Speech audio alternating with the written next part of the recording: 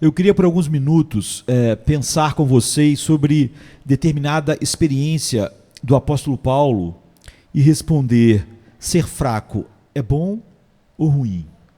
E também pensarmos juntos sobre como o corpo e a alma de Paulo se tornaram, a gente podia dizer, o teatro de revelações inigualáveis de Deus. Dor ao longo da vida, assédio demoníaco e a manifestação da glória de Cristo.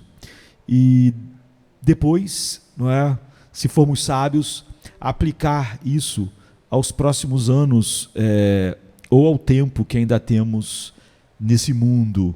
Então, em 2 Coríntios 12, de 7 a 10, Paulo fala a respeito de uma experiência pessoal. Ele diz: para impedir que eu me exaltasse por causa da grandeza dessas revelações, foi-me dado um espinho na carne. E ele chama isso de um mensageiro de Satanás para me atormentar. E 3 vezes eu roguei a Deus, ao Pai, não é, que tirasse de mim esse espinho. Mas ele disse: minha graça é suficiente para você, pois o meu poder se aperfeiçoa na fraqueza. Portanto, eu me gloriarei ainda mais alegremente em minhas fraquezas, para que o poder de Cristo repouse em mim. Por isso, Paulo diz: por amor de Cristo, eu vou me regozijar nas minhas fraquezas, nos insultos, nas necessidades, nas perseguições, nas angústias, pois quando eu sou fraco é que eu sou forte. Então, ele diz claramente a razão para evitar que eu me torne orgulhoso por causa da grandeza da revelação.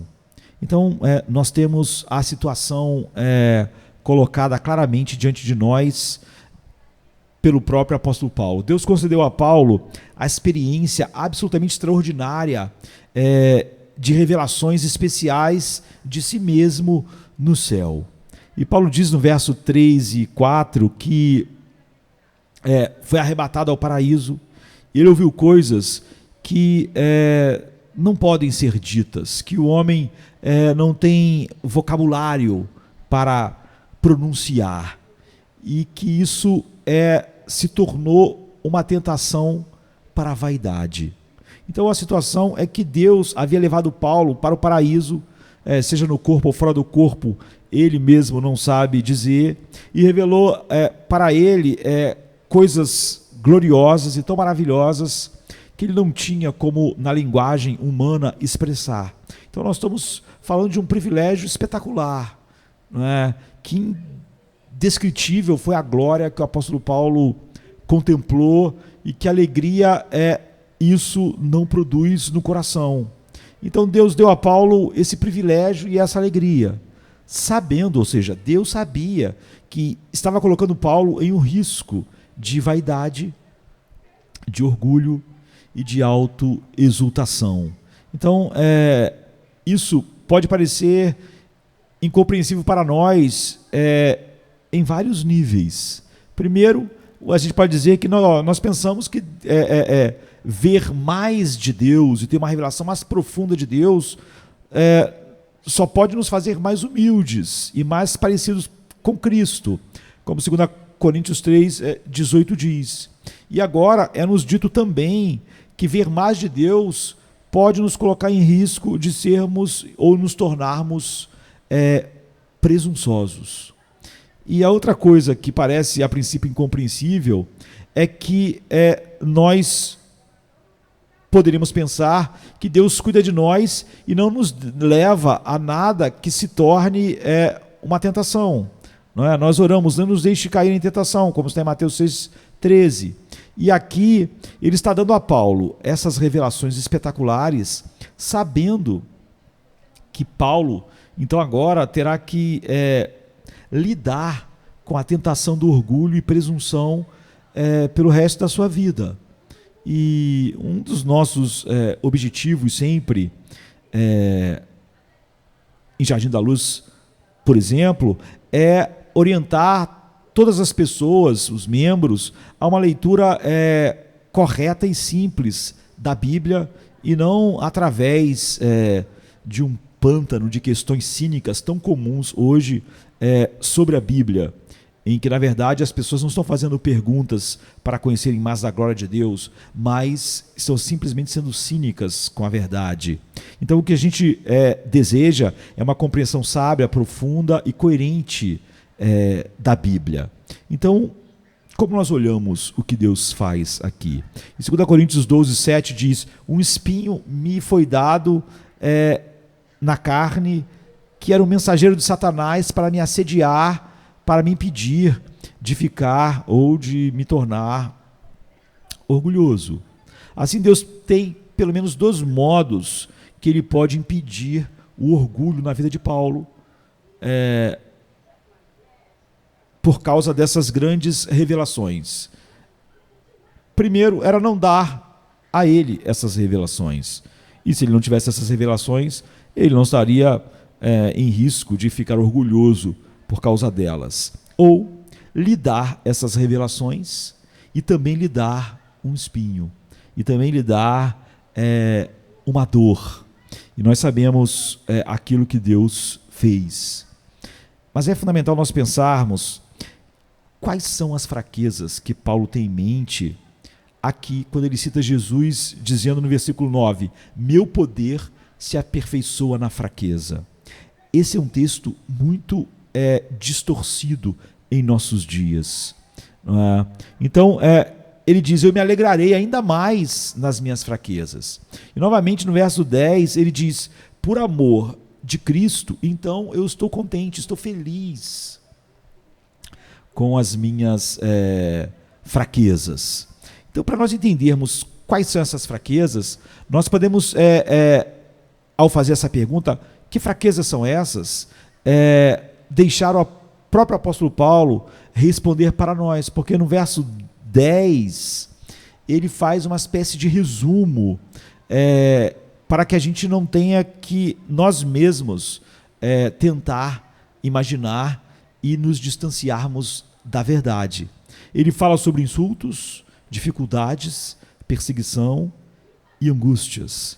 Então ele diz: nas fraquezas, nos insultos, nas necessidades, nas perseguições, nas angústias, pois quando sou fraco é que sou forte. Então nós podemos olhar para essas designações de Paulo sobre o que eram essas fraquezas. Insultos. Quando as pessoas pensam em maneiras inteligentes, e a nossa cultura é pródiga nisso, de tornar a tua fé ou o teu estilo de vida ou tuas palavras parecerem algo estúpido, ou algo estranho, ou algo inconsistente, não é? Ou fazer com que suas palavras sejam rotuladas como hoje discurso de ódio, ou fazer você parecer ignorante. Então, insultos. E a outra palavra que o apóstolo Paulo usa é dificuldades ou necessidades, ou seja, são circunstâncias que que são forçadas a nós, são forçadas sobre você. A gente poderia dizer que são reversões da sorte, entre aspas, não é? Contra a nossa vontade, ou seja, as coisas estavam indo bem e de repente estão acontecendo de maneira oposta. Isso pode se referir a qualquer situação em que você se sinta preso, ou seja, você não planejou aquela situação. E se você pudesse, você não estaria ali naquela situação difícil. A outra palavra que o apóstolo Paulo usa é perseguições. São feridas, abusos, ou circunstâncias dolorosas, ou atos de preconceito, ou de exploração por pessoas por causa da tua fé em Cristo, ou seus compromissos morais por causa de Cristo. E quando você não é tratado de forma justa por causa disso, você recebe um tratamento bruto. A outra palavra que o apóstolo Paulo usa é calamidades, ou aflições, ou dificuldades, ou problemas, ou algumas versões vão botar angústias. A ideia é de você estar sendo pressionado, a ideia de esmagamento, é uma ideia de sobrecarga.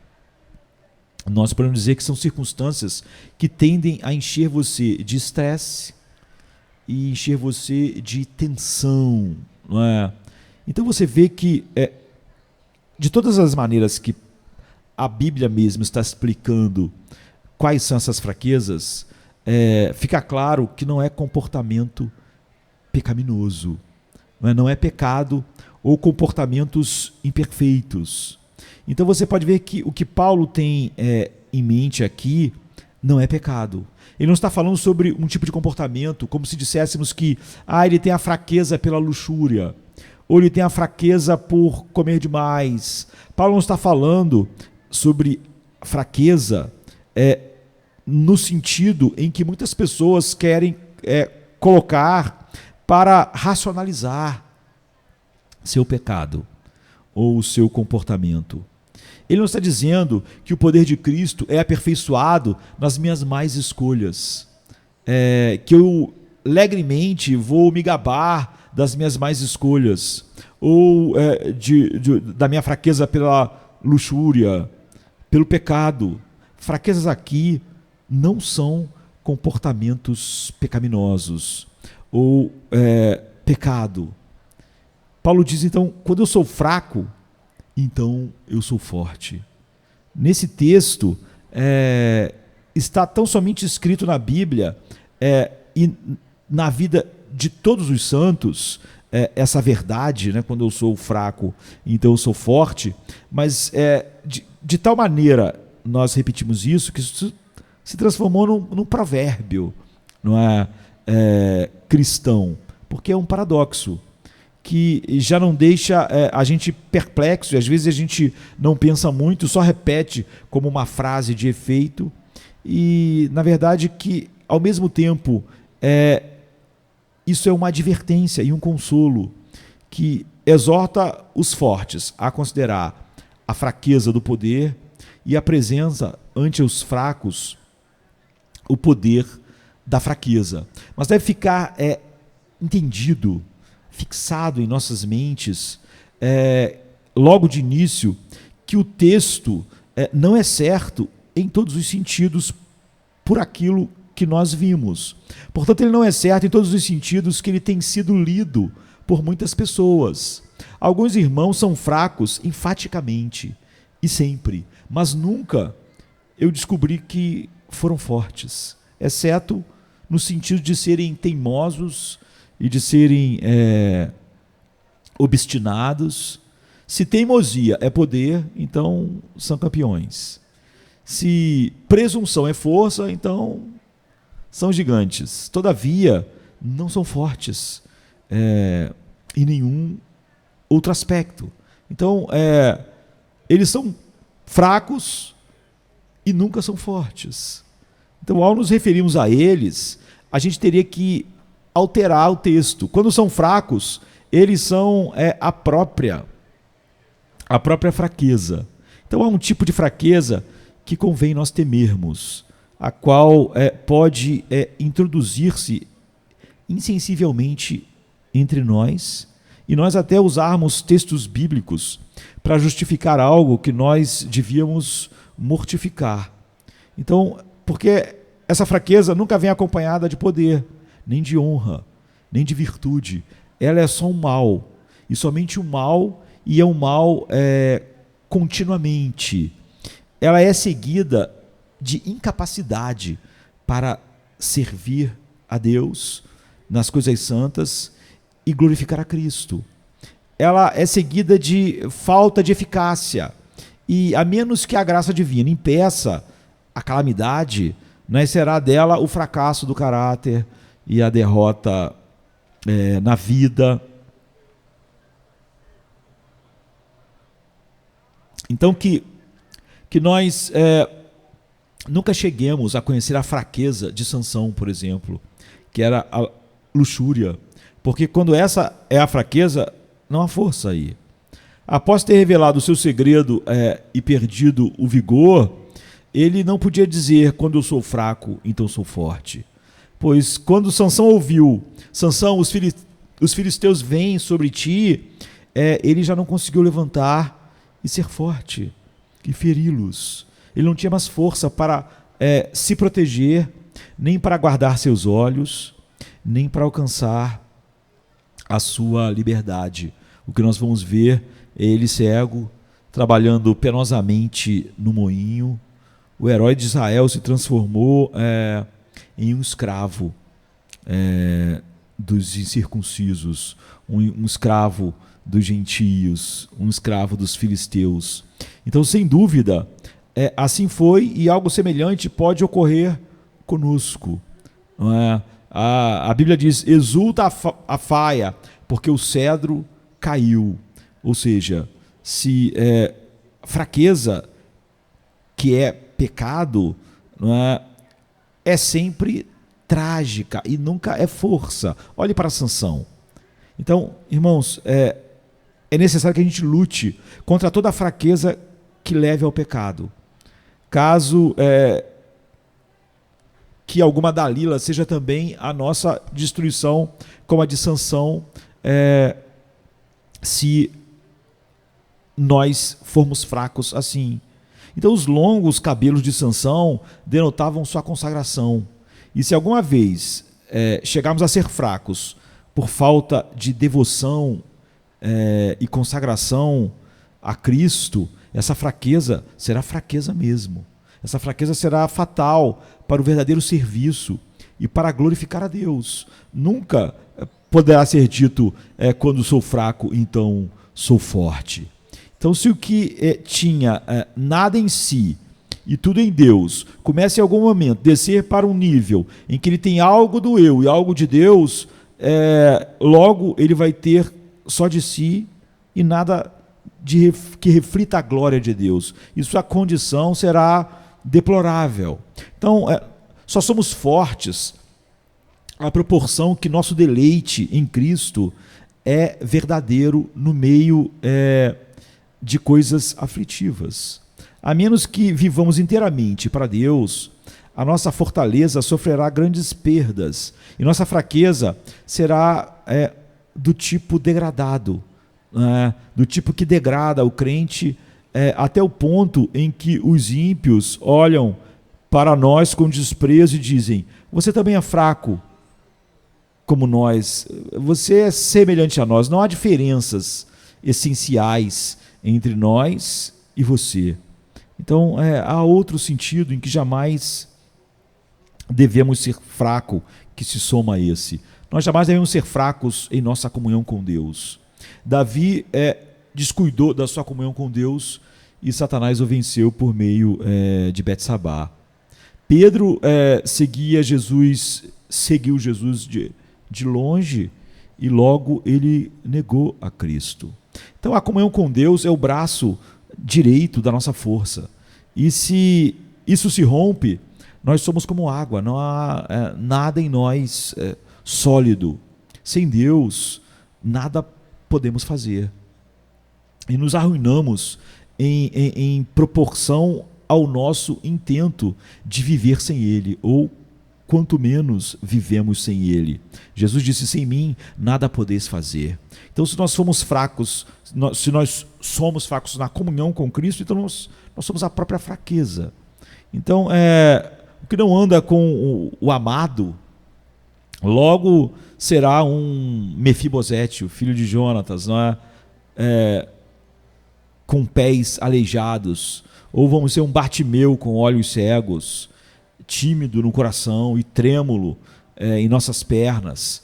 Se nós somos débeis em nossa comunhão com Deus, nós somos fracos em tudo e não há nenhuma força que venha disso. E há outro tipo de fraqueza ainda que nós podíamos somar a isso, que jamais devemos cultivar e que está muito em moda atualmente, que é a fraqueza da fé. Isso porque quando eu sou fraco na fé, eu não sou forte de forma nenhuma.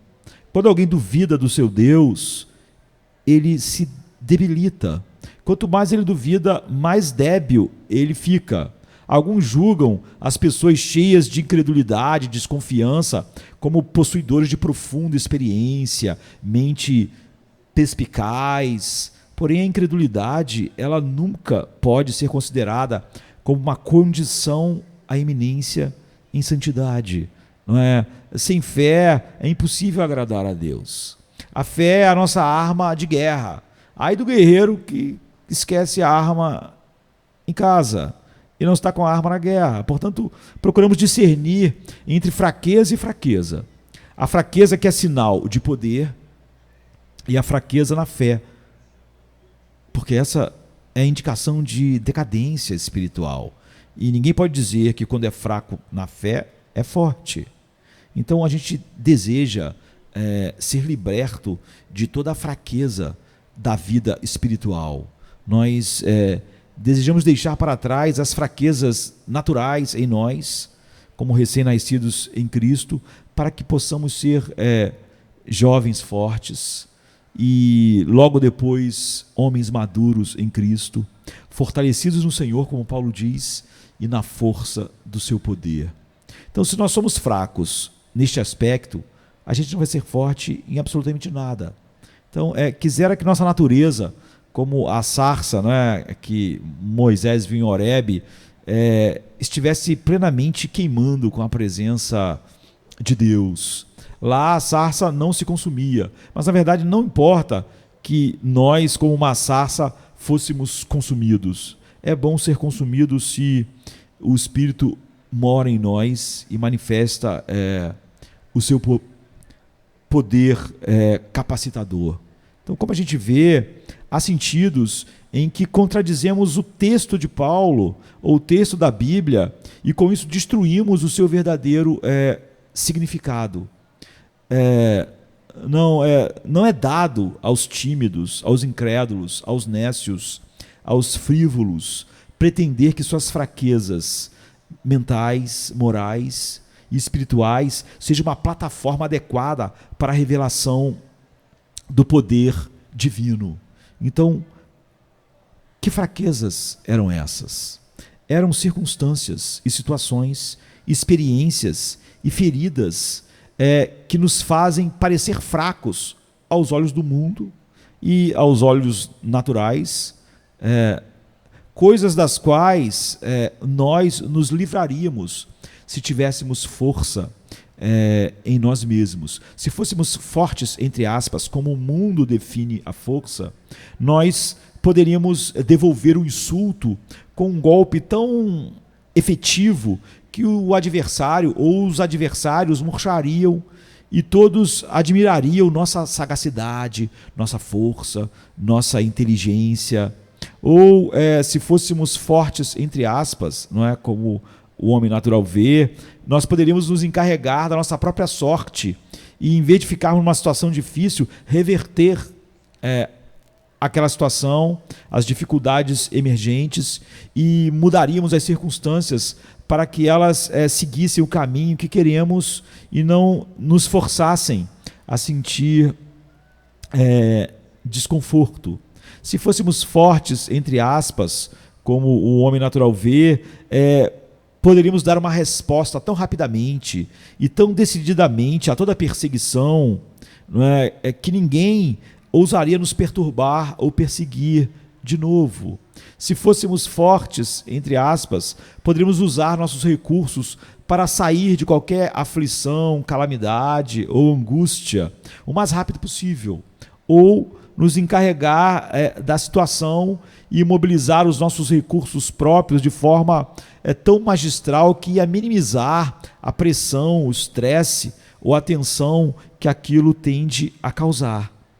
Mas na realidade não costumamos ter esse tipo de poder e força humana.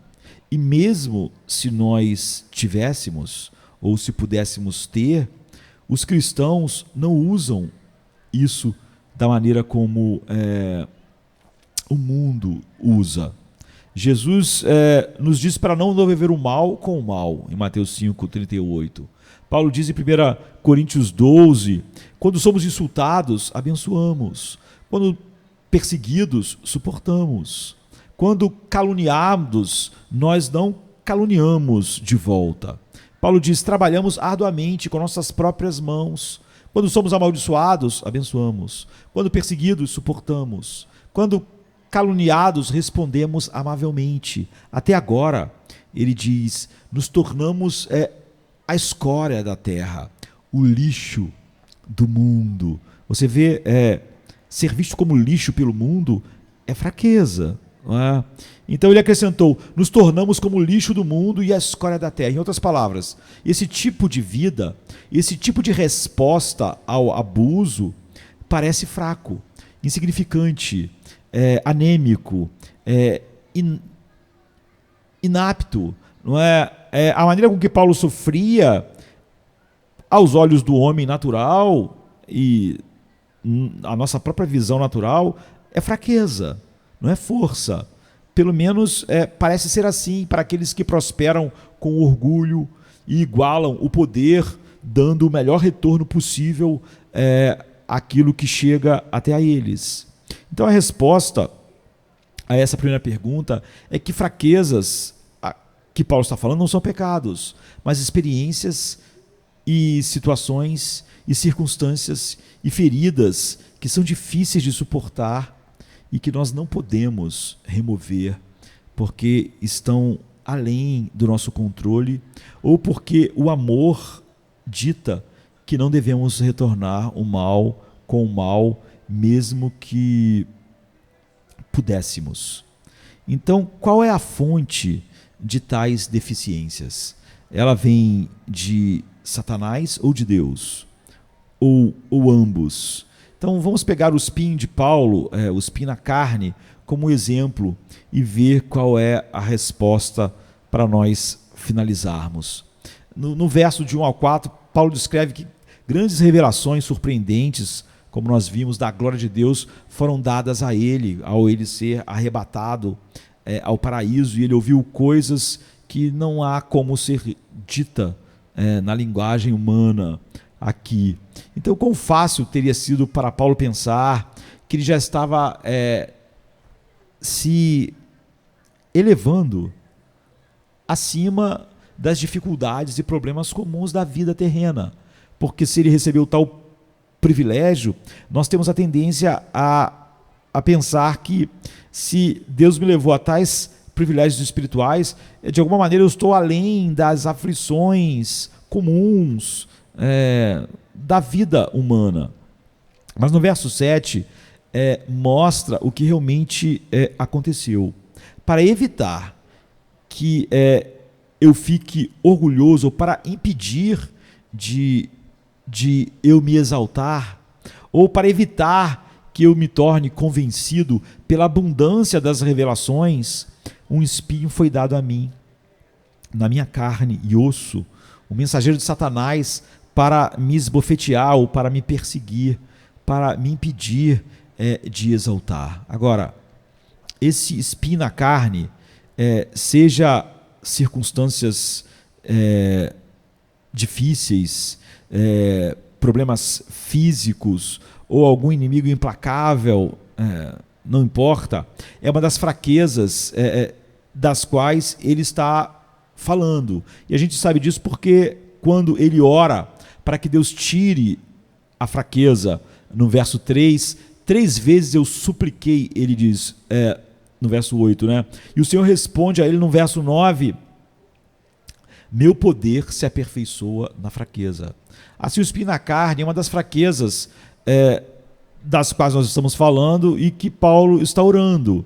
E quem deu a Paulo essa fraqueza ou esse espinho? Nós sabemos a resposta, porque a essa pergunta, porque o design, o propósito da fraqueza, o propósito do espinho é que Paulo não fique orgulhoso. Paulo menciona isso 2 vezes, no início do verso e no final do verso, para que a gente não perca a razão. Então, no início ele diz, para evitar que eu me torne vaidoso, ou me torne orgulhoso. E no final do 7 ele diz de novo, para evitar que eu me torne vaidoso, ou orgulhoso. Então, você sabe tão bem quanto eu que o propósito de Satanás desse mundo não é que nós não fiquemos orgulhosos. Ele quer que a gente fique orgulhoso. E, pelo contrário, esse é o propósito dele, é o que ele quer. O propósito de nós não sermos orgulhosos é um propósito de Deus. Então, Deus é quem deu o espinho. Um espinho me foi dado na carne, um mensageiro de Satanás para me assediar, para evitar que eu fique orgulhoso. E para ter certeza de que nossas mentes não fiquem confusas, Paulo diz que Deus usa um mensageiro de Satanás para assediá-lo com o espinho. Ou seja, Deus usa demônios para desfazer o desígnio do pai dos demônios, né? do príncipe dos demônios. Deus usa Satanás para derrotar os propósitos de Satanás. É o que está sendo dito para nós. E isso não é excepcional, não é? Isso é o que você vai ver de maneira recorrente na Bíblia. Ele fez isso com Jó, ele fez isso com Judas, e ele fez isso com Paulo. Então, o que aconteceu quando Satanás, por exemplo, entrou em Judas, em Lucas 22:3? Judas entregou Jesus para ser crucificado. E o que aconteceu quando Jesus foi crucificado? A Bíblia diz assim, em Colossenses 2,15: e tendo despojado os poderes e as autoridades, fez deles um espetáculo público, triunfando sobre eles na cruz. Então a morte de Jesus desarmou Satanás em sua guerra contra os eleitos e o derrotou totalmente. Isso despojou Satanás da única arma que ele tinha condenatória contra os eleitos, que era o pecado não perdoado. É isso que a Bíblia diz em Romanos 8, 33 e 34. Então, quem fará alguma acusação contra os eleitos de Deus? É Deus quem os justifica. Quem os condenará? Foi Cristo que morreu e mais, que ressuscitou, está à direita de Deus e também intercede por nós. Então, quando Satanás entrou em Judas, ele assinou sua própria sentença de morte, não é? Com o sangue de Jesus. Eu já disse isso certa vez, o suicídio de Judas foi um símbolo do suicídio de Satanás. Então, repetidas vezes na história do povo de Deus, Deus envergonha Satanás como um tolo a serviço da salvação dos eleitos. E é o que ele está fazendo aqui. Colocar Satanás para trabalhar pela proteção de Paulo contra o orgulho. Ou seja, colocar o pai de todo orgulho e que deseja que a gente seja tão orgulhoso quanto ele é todo o tempo, colocar o pai de todo orgulho a trabalhar para libertar os eleitos de Deus do orgulho.